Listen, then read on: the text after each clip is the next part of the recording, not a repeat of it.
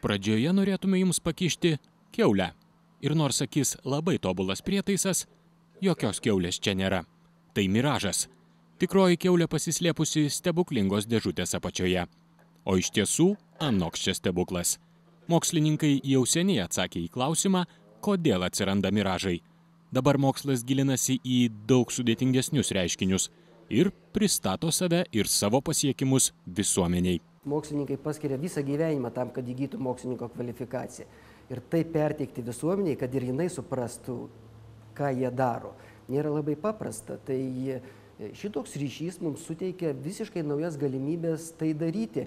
Ir mes dar patys mokslininkai nesame išmokę tą daryti. Tai mes kūrėme per šitą projektą tas priemonės, patys mokomės, surandam kontaktą ir iš tikrųjų kūrėm visiškai naują bendravimo su visuomenė kokybę tokiu būdu. ES struktūrinių fondų paramą pagal bendrąjį programavimo dokumentą gavęs projektas Mokslas, mokslininkai, visuomenė pristato interneto portalą mokslasplius.lt. Nutarėm, kad būtų tikrai naudinga sujungti kelių Lietuvos mokslo institucijų patirtį.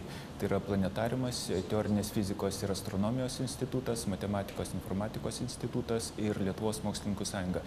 Ir pamėginti sukurti tokį projektą, kuris suteiktų impulsą mokslo žinių sklaidai, mokslininkų bendravimui ir paskatinti pasinaudoti tą mūsų patirtimį ir kitas Lietuvos mokslo institucijas. Čia ne tik pateikiamos Lietuvos ir pasaulio mokslo naujienos, bet ir galima rasti įvairių eksperimentų, simuliacijų arba netgi pasimokyti internetinio raštingumo. Čia yra elementarūs mokymo moduliai, kur galima sužinoti, atsisiųsti, kaip reikia sukonstruoti savo svetainėlę, kaip navigaciją pasidaryti, kaip teisingai įdėti skaitmeninius dokumentus į ją, paveiksliukus, informacijos architektūras tvarkyti. Kartu su mokslininkais palinkėtume jums apsilankyti šiame portale. Galbūt ateityje tapsite mokslininkais, o jeigu ir netapsite, tai bent jau žinosite, kaip atliekami kai kurie iliuzionistų triukai.